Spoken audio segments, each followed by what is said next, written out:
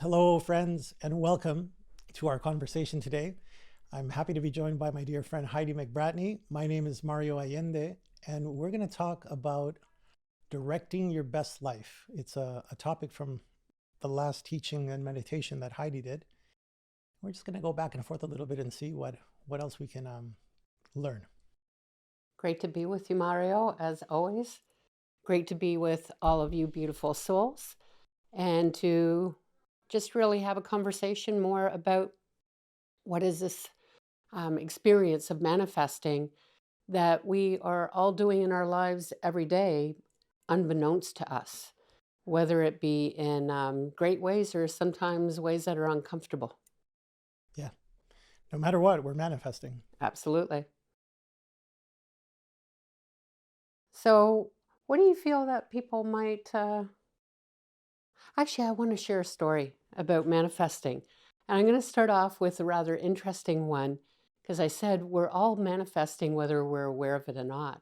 And this happened when I was in grade 5. So you're about 10 years old then.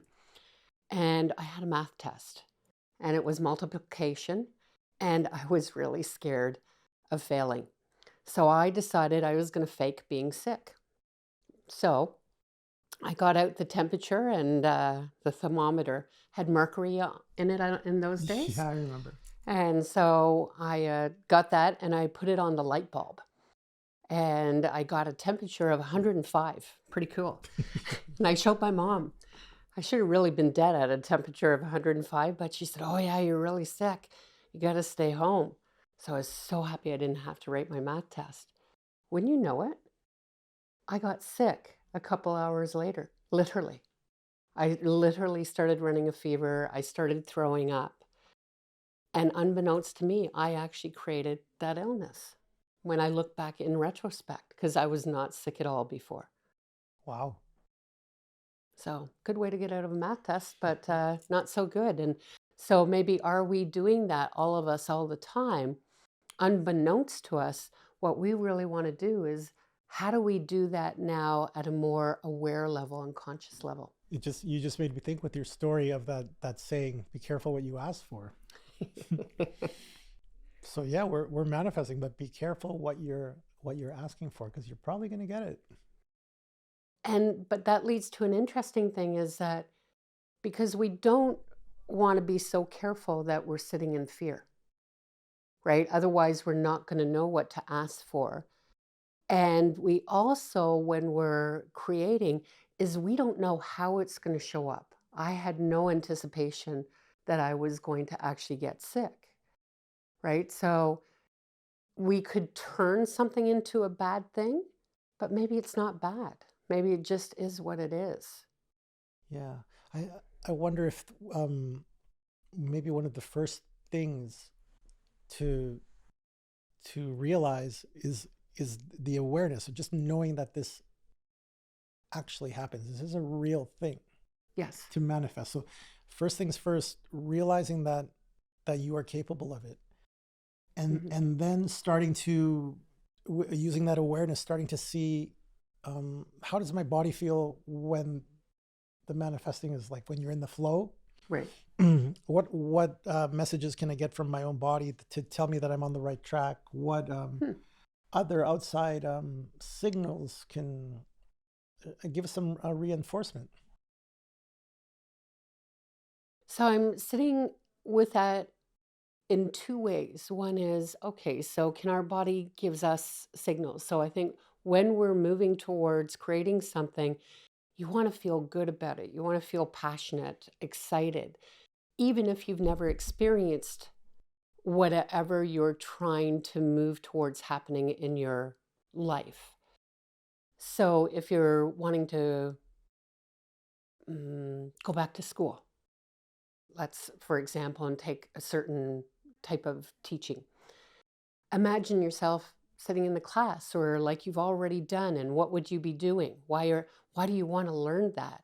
Maybe you want to learn guitar, and you imagine yourself playing and enjoying that feeling of playing, and you know how to play this guitar.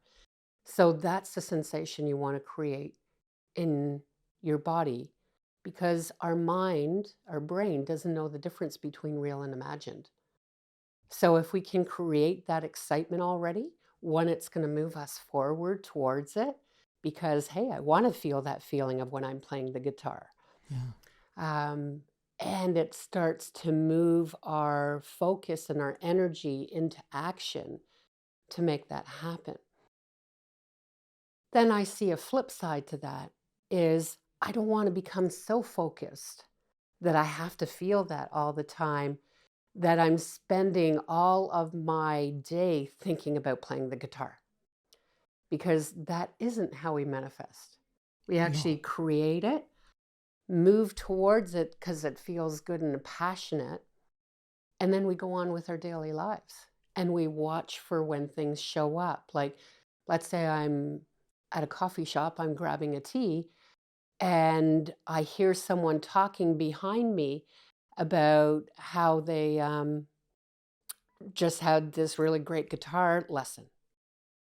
Is what's a coincidence? It's not. Is so I may turn and say, "Hey, how did you like that? Do you mind if I grab the name of that person?" Hmm. Right? And that's what I meant. It's like just realizing that if that happens, it's not a coincidence. Just Exactly. having that awareness. And I don't know why when you were explaining it before, I got the idea of like you go and you're setting the table Okay. for dinner. Right. You don't know maybe what's cooking, but you know if you go and you set the table, you know you take care of these um these little details in your life. You're setting that table, not knowing necessarily what's for supper, but Right. you've prepared to receive that good the abundance, the manifesting. I think that's really important. What you just said is that we're preparing to receive. And I believe what sometimes happens is we can get into a place of feeling we, why would I receive? Or when it comes to us, sometimes we push it away. We figure we don't need it. And we don't recognize it sometimes as a sign. Yeah.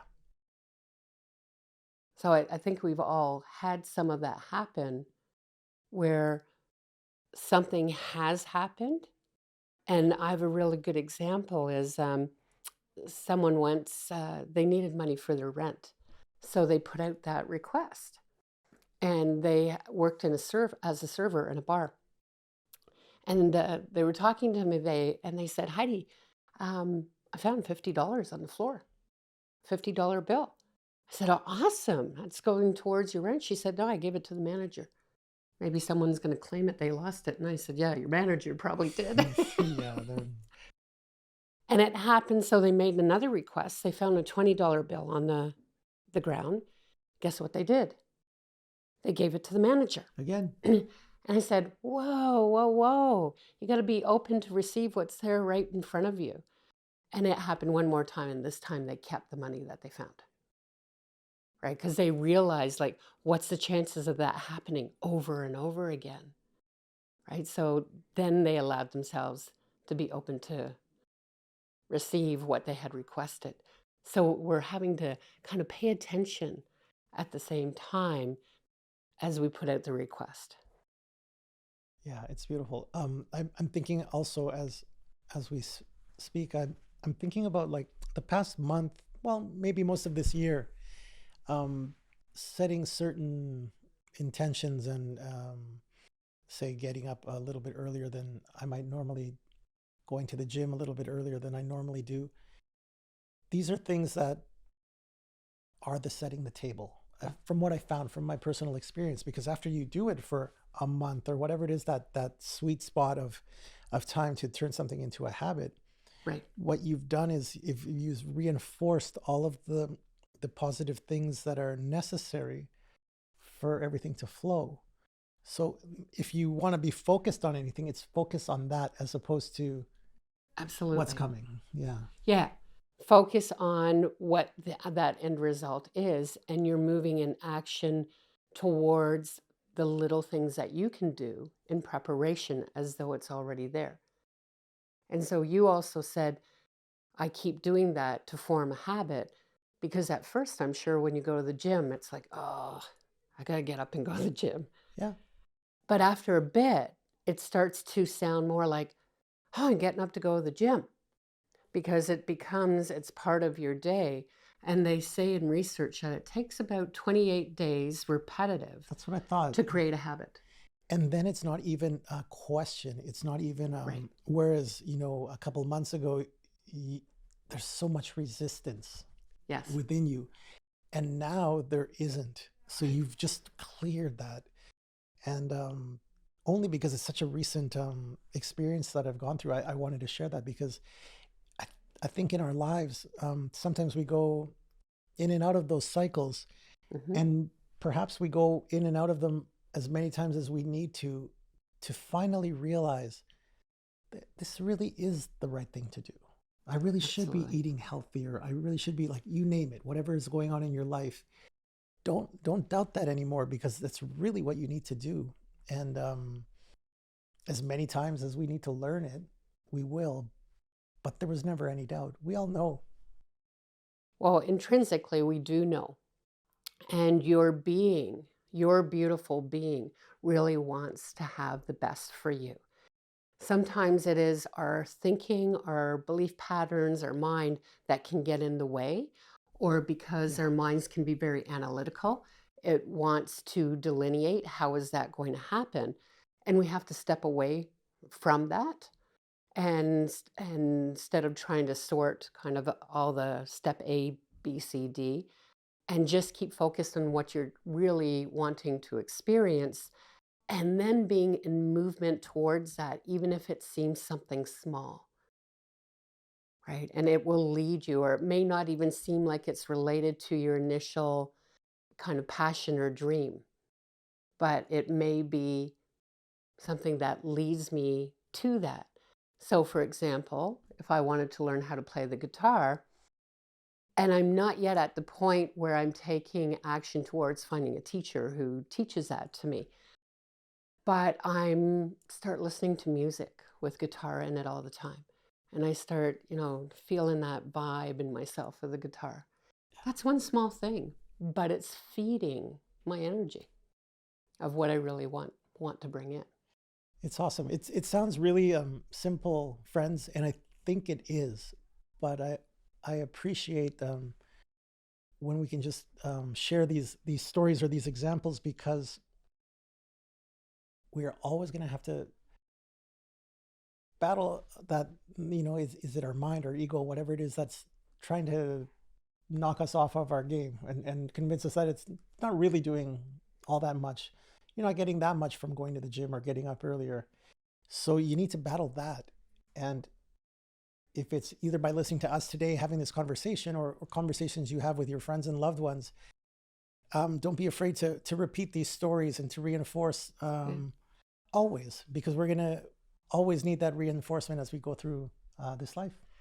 And as we finish this off, I would encourage all of you to find your own story about where something showed up in your life unexpectedly that you might have been thinking about and were surprised that it showed up. And it could be a simple thing to something more complex or life-changing, because those stories for you then become reinforcement that this is possible.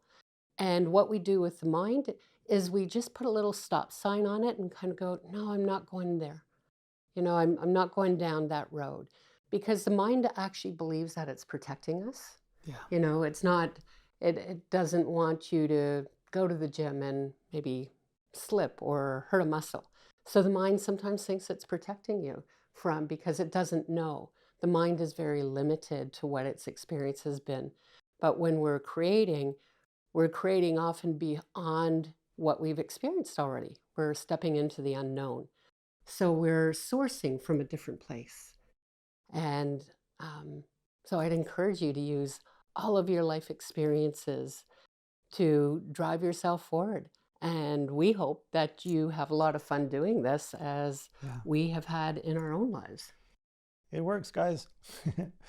Take care, and we'll see you all again. Thank you. Bye-bye.